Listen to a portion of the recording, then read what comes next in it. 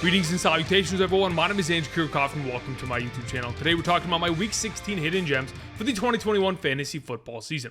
Now, after the snap that occurred on Thursday Night Football, many of us began to realize that the prospects that helped us get to our Week 16 semifinals have begun to vanish from our starting lineups. Players like Lamar Jackson, Dalvin Cook, Austin Eckler, Travis Kelce, Tyreek Hill, players that are essential to our overall success have vanished. And even many more down the line. Gabriel Davis, Ramondre Stevenson, perhaps even DJ Moore going into this upcoming weekend.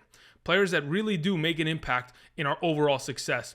But we're going to have to kind of endure the entirety of the snap that occurred on Thursday Night Football and power through and potentially go ahead, look across the multiverse, look across different timelines on different teams in order to collect these 6 hidden gems in order to reassemble the fantasy football gauntlet and snap our lineups back to a successful form in order to help us get to our Week 17 Championship Sunday games and win a 2021 Fantasy Football Championship. Again, like I mentioned, we're going to be talking about 6 different prospects across multiple positions in which I'll give you guys my perspective and opinion and the statistics that justify the reasoning as to why I potentially want to go ahead and start these respective players. And majority of the guys that I'm going to be talking about aren't even rostered in a wide majority of leagues. A lot of these guys can be potentially picked up off of your waivers and started for tomorrow and Sunday's games and potentially find yourself a lot of success in doing so. Before we begin, of course, in order to help us do this and collect these 6 hidden gems, we're going to be using the help of Underdog Fantasy, a superhero in their own right. If you guys haven't checked out Underdog Fantasy, again, it's another way to play fantasy football. Even when your season's over,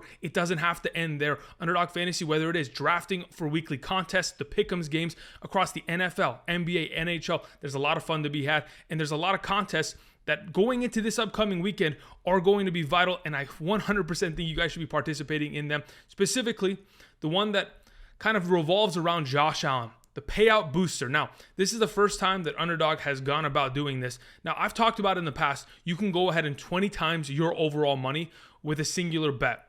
But this upcoming weekend, if in fact you're able to put together a 5-leg pick'em, including Josh Allen, and accurately pick all 5 of them, you can 50 times your overall money. A $10 bet getting you $500, a $20 bet getting you to $1,000.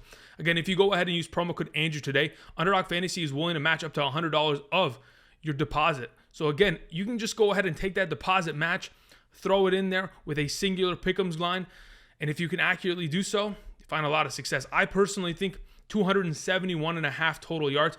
This is an under for Josh Allen. Though he has the ability to run the ball, though he has the ability to throw the ball. We'll talk about it a little bit later in terms of some of the prospects that are going to be missing from his lineup as we, at the end of the episode, talk about some pick'em slips that I'll be putting together after we find these 6 hidden gems. If you have not already, of course, I want to remind you guys to subscribe to the channel. We're making fantasy football content for the entirety of the season. And outside of that, I'm ready to go. Let's get into our 6 hidden gems for Week 16 of the 2021 fantasy football season, beginning with Justin Jackson, running back of the Los Angeles Chargers. My expectation is that Austin Eckler doesn't play. Now, if Austin Eckler plays, by all means, I still think that Justin Jackson is going to be a viable enough play in order to be a top 36 running back because of the matchup that they have on hand.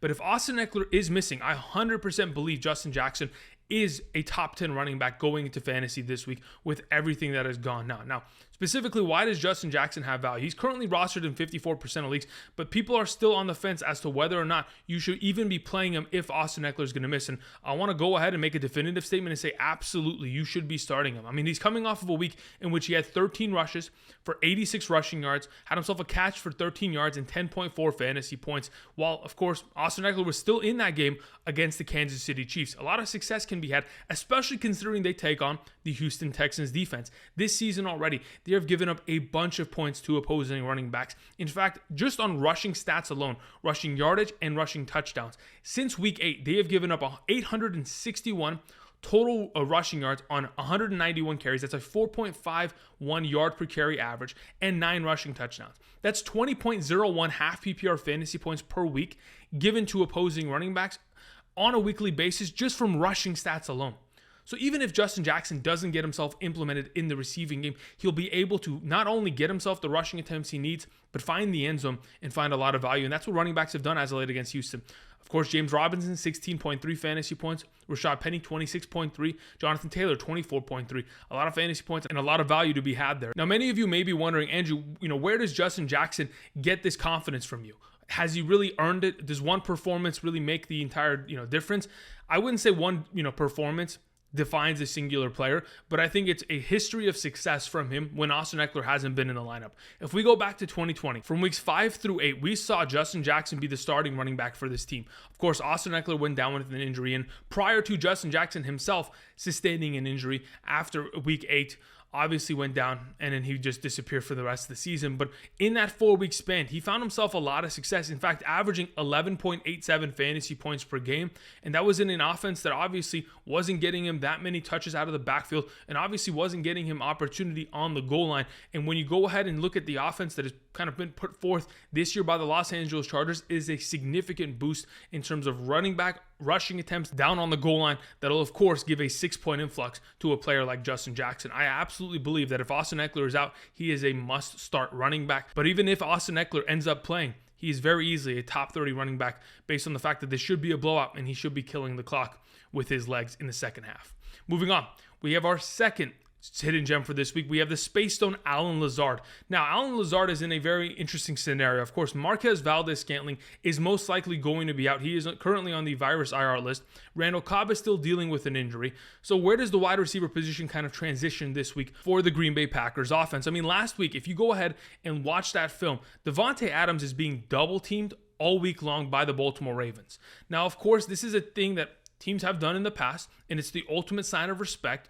But honestly, when I think about, okay, if the Cleveland Browns want to take a similar approach that the Baltimore Ravens did, double cover Davante Adams for the entirety of the game, I think there's a lot of potential in which Allen Lazard could step up as the number 2 wide receiver, a player that is only rostered in 18% of leagues and only being started in 7% of leagues this week, takes on the Cleveland Browns.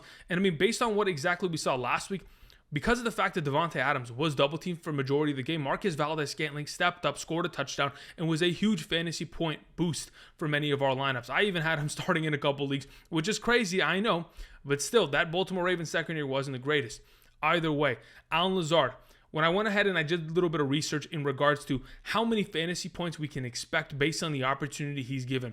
If he is given great amount of opportunity, by all means, he'll be able to deliver on it. In his career, when he's been given 5 or more targets, he's averaged 10.7 fantasy points. 6 or more targets, 11.4 fantasy points. 7 or more targets, he's averaged 15.8 fantasy points. In games in which he's gotten 4 or more receptions, he's averaged 13.3 fantasy points. In games in which he's had 6 or more receptions, he's averaged 20.65 fantasy points. There is a high ceiling and a pretty solid baseline floor for a player like Allen Lazard in an offense that should be able to dominate the Cleveland Browns this weekend. That is why I think he'll find success. Moving on to our next hidden gem, we have Jarett Patterson. Now, the entire question is whether or not a player like Antonio Gibson is going to be available for us in the lineup. Now, he did sustain a toe injury on Tuesday Night Football against the Philadelphia Eagles. He did come back in that game, but I was a little bit concerned about his entire scenario, considering this is an injury that he has sustained once before. In fact, it was just last December in which he was dealing with a turf toe injury that he sustained against the Pittsburgh Steelers. I think it was week 13 of the 2020 season.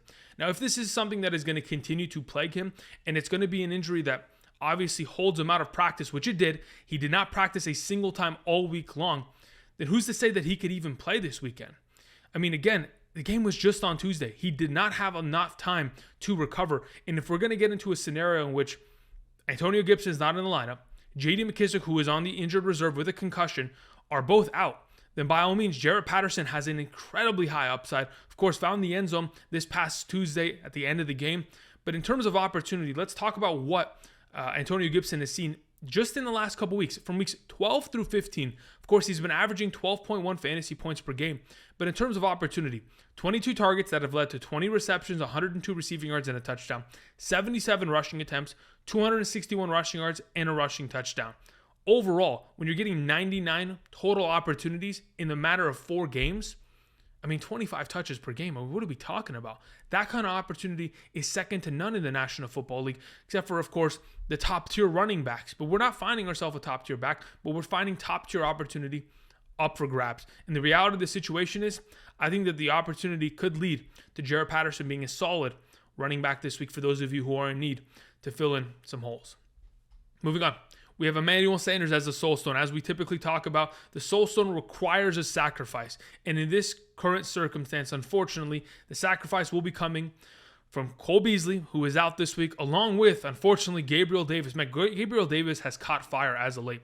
In fact, Gabriel Davis in the last 3 weeks has had 19 targets that have led to 12 receptions, 158 yards, 4 receiving touchdowns, and 45.8 fantasy points. Again, that's just in the last 3 games alone. That kind of opportunity just vanishing for many of our lineups is going to hurt, but maybe we can go ahead and remedy the situation with the services of an Emmanuel Sanders. Again, not only are the 19 targets in the last 3 weeks for Gabriel Davis going to be up for grabs, but also Cole Beasley in the last 2 weeks has gotten himself 19 total targets. So overall, opportunity is going to be available for the wide receivers of this team. And as we know, Stephon Diggs is going to be on one side of the field, probably locked down, or at least getting double teamed for a majority of the game. Dawson Knox taking on the New England Patriots. That is very tough for any tight end to succeed. So why not Emmanuel Sanders, a player that is only being started in 9% of leagues right now, who earlier this season found a lot of success in this offense. I mean, from weeks 1 through 13 prior to his injury, this guy was playing 80% of the offensive snaps. I mean, there was a stretch of games between weeks 1 through 6 where he was actually a viable top 24 wide receiver every single week. The guy was averaging 4 catches on 6.5 targets, 68.8 total receiving yards, 0.67 touchdowns, and 13 fantasy points per game. If Emmanuel Sanders, with the opportunity that is potentially up for grabs, able to succeed and find anything remotely even close to what he was able to accomplish earlier this season, then by all means, our soul stone for this week could potentially get us to the next round of our playoffs. Moving on to Tyler Huntley, the time stone. Now, unfortunately, in this upcoming week, we are not going to see Lamar Jackson under center for the Baltimore Ravens, but it's time for Tyler Huntley to have another impactful week. He is coming off of a week in which he had 35.9 fantasy points. He was quite literally the number 1 quarterback in fantasy football. As it currently stands, he's only being started in 4% of leagues, and I'm pretty sure he's rostered in just less than 10. Overall, you could probably go and get Tyler Huntley off of the waiver wire. And if you're able to do so, by all means, I don't think it's a bad option. He has been incredible. I mean, in the 3 games that he has played as the quarterback for this team, he's had a 71.05% passing completion percentage, 81 for 114 passing. He's had a 70% passing completion percentage in every game. Not only that, he has had himself an average of 234 passing yards per game, 704 total. In those 3 games as well, 3 passing touchdowns to 1 interception. He's had 26 rushing attempts total. He has surpassed 40 rushing yards in every single one of those contests for a total of 158. 2 rushing touchdowns, of course, from this last week, and has averaged 20.65 fantasy points per game in a 4-point per passing touchdown league. He is quite literally, in my opinion, just the second coming of a Lamar Jackson. And I understand they're 2 different players, but the way that this offensive scheme is set up, it is set up for a mobile quarterback that is going to throw the ball to their respective tight end to find success. And that is exactly what they've been able to do. And I think Tyler Huntley taking on a defense this week like the Cincinnati Bengals, though it may be challenging, considering the last time these 2 teams took on each other, the Cincinnati Bengals won 41-17. I still think there's a lot of value for Tyler Huntley this upcoming week. For those of you, of course, who may not have the services of a Taysom Hill or may be looking away from starting a player like Dak Prescott, I think Tyler Huntley is a fantastic option this week's time stone. Moving on to our final hidden gem, we have Laquon Treadwell. I've talked about him a lot, mainly because he has been a very consistent wide receiver as of late. And with this week, Laviska Shenault being out, and their matchup against the New York Jets, I think to myself, well, Laquon Treadwell only rostered in 3% of leagues, probably widely available, taking on the 11th easiest matchup at the wide receiver position, giving up 27.72 fantasy points per week to opposing wide receivers. Why not Laquon Treadwell? Why not a receiver that has been able to get himself 7.3, 8.2, 8.8, 8.7 fantasy points in the last 4 games and a half PPR? In a full PPR, he's been able to surpass 10 fantasy points in each of the last 3 contests. If you're not going to have another threat out there like a Laviska Shenault taking away targets, then why not go ahead, start a Laquon Treadwell for those of you who are in desperate need of a wide receiver 3 option that could very easily get yourself 10 fantasy points as a baseline of production like we've seen over the last couple weeks, as he has surpassed 4+ receptions in every single game as of the last month and over 50 receiving yards in every single one of those games. If he's able to accomplish that every single week, if he's able to get a touchdown, he's easily a 15-point play. And against the New York Jets, anything is possible. Also considering Robert Saleh, their head coach and defensive-minded head coach at that, is not going to be there. There's a lot of potential here, and I think cursed with knowledge, the Mind Stone leads me in the direction of playing a Laquon Treadwell. All right, now that we've covered our 6 hidden gems, we'll go ahead and transition to our pick'em section. Of course, like I mentioned, Underdog Fantasy helped us find these 6 hidden gems for this week, and they're also going to help us find some clean pick'ems to help you win some money this upcoming weekend. So let's go ahead and check that out right now. So as you can see on screen, we are here at Underdog Fantasy, and like I mentioned, the payout booster is on the very left. If you're able to go ahead and predict correctly on Josh Allen and 4 other over or under plays, if you're able to correctly get all 5 of them, you can 50 times your overall money. Now, again, I do think that Josh Allen is going to be an under this weekend, and I don't know if I even want to make this pick just yet, because I think I want to accompany him with Sunday plays, and a lot of the pick'ems that are available right now are for Saturday. And to be honest, some of these are actually looking really good, considering, I mean, we just saw Mark Andrews dominate the Green Bay Packers defense, yet, we have Austin Hooper here, David Njoku, with very minimal amount of total yardage, especially considering we expect to see Baker Mayfield under center this upcoming Saturday, taking on the Green Bay Packers. Hopefully that'll be the case, but just wanted to go ahead and put together a couple pick'em slips that I am confident about in order to give you guys a little bit of perspective. Obviously, bet responsibly. Whether you're fading or following, be very careful, because it's not a guarantee for success. I'll tell you that straight away, because I've had myself a fair share of weeks in which I can't win to save my life. Either way, specifically, let's go ahead and let's begin with a pick that I found earlier today via the Rivals. Now, Rivals pretty much pins 2 players against each other and asks who is going to get more yardage in a specific scenario. But in this certain current circumstance, there is a pick'ems between, as you can see above me, Zach Ertz and Jonathan Taylor. Who is going to get more overall receptions? I think Zach Ertz is going to be able to clean that out very easily. I mean, we've seen him in the last 2 weeks get himself 11 targets and 7 targets, able to get himself 5 and 6 receptions. We haven't even seen Jonathan Taylor get a single reception in each of the last 2 weeks. He's only 3 times this season been able to eclipse over 3 receptions out of the 14 games that he's played. So very rarely do they get him heavily involved in the receiving game, which makes me believe Zach Ertz in an incredible matchup against the Indianapolis Colts. I mean, we've talked about it. Of course, last week, Hunter Henry went off against that defense. Rob Gronkowski, the week prior, with 7 catches, 123.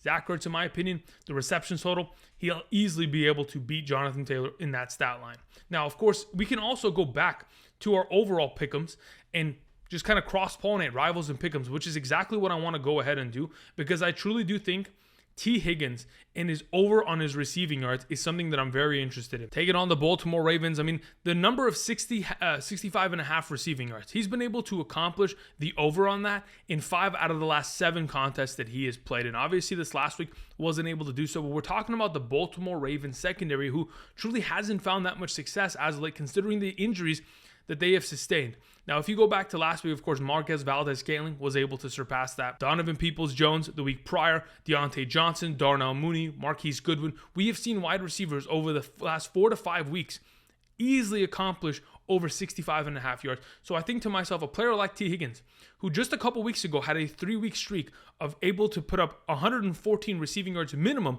in 3 consecutive games, why not go ahead, take the over on 65 and a half yards? I'm going to go ahead, put together this pick'em slip right here.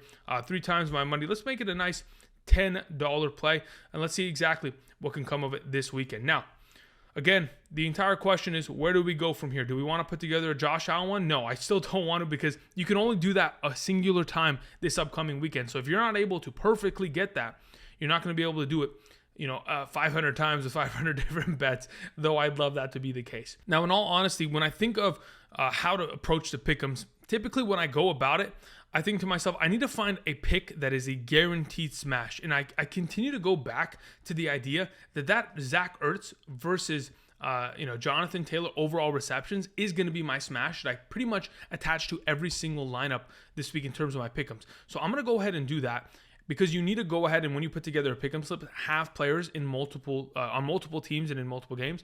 Go ahead and just attach Joe Burrow, Jamar Chase, and T. Higgins to it, because I honestly do think, the last time this team played against the Baltimore Ravens, Joe Burrow had 400 passing yards, had himself 2 passing touchdowns. Jamar Chase had himself an incredible 200-yard game.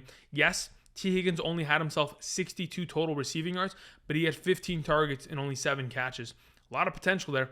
go ahead and potentially 10 times our overall money this week, see what we can get via this kind of a pick'em. That's the entire point. Like, I always want to find a singular bet that I'm confident with, and I think that Zach Ertz play is going to be that for me, and everything else is just up for grabs, especially players like, Aaron Rodgers, over 7.5 rushing yards. Perhaps, Carson Wentz, over 13 rushing yards. These numbers could very easily be accomplished on one given play. We saw it last night on Thursday Night Football. Ryan Tannehill ran the ball once in that fourth quarter to win the game and ice the game as they kicked the field goal at the end, and he was able to get past his number that was his overall pick'em. Now the question is, will a quarterback like Carson Wentz be able to accomplish that? In the last couple of weeks, in terms of rushing stats, has gotten himself 17 rushing yards, 8 rushing yards, and 21 rushing yards. Is that enough for me to be confident about potentially getting 13? It literally just takes one play. And that is why it's kind of one of those coin toss plays that you can just go ahead and just flip it up in the air. It hits, it doesn't, it doesn't. And based on the fact that I am so confident with plays like Zach Ertz, I'll go ahead and I'll explain again what I'm going to go ahead and do with this. So if I go ahead and take Zach Ertz here, and in the same game, go ahead and go back to my pick'ems plays and pick over on Mr. Carson Wentz here. If I was to technically 3 times my money, right, and I'm going to win, okay, then it would be plus 15 in the bank. But if I wanted to go ahead and take the under as well, okay, yes, I would technically be betting $10 only to win 5, but I'd, at least in this current circumstance, be able to pretty much guarantee that I'm able to win something. That's the entire impetus of that idea, because Andrew, at times, though he does feel confident about one way or another, somehow, some way, it goes awry. Either way, just wanted to kind of throw that out there. We put together a couple pick'em slips. Let me know what you guys have kind of accumulated via the pick'em slips for this upcoming weekend, because by all means, I know one of you are going to hit this 5-leg pick'em slip with Josh Allen, and I personally think he's going to go under. What do you guys think? Let me know down in the comment section. Tweet it at me. Hit me up via the Discord server. You can at me there and let me know where you're going this upcoming weekend with the pick'em slip, because for some of you, you may be able to hit it, and I want to follow you into the successful Christmas miracle that many of us will be experiencing this weekend. All right, now that we've covered some pick'em slips via Underdog Fantasy, we'll go ahead and travel back to the Fantasy Football Gauntlet and snap our lineups back to its successful form. Once again, thank you everybody for watching. Happy holidays and Merry Christmas this upcoming weekend. Enjoy the games, enjoy your families, and of course, enjoy some fantasy football. Again, check out Underdog Fantasy, link down in the description. Use promo code Andrew today. And until next time, Sunday morning, 8 a.m. to 10 a.m. Pacific Standard Time, I'll see you guys. Peace.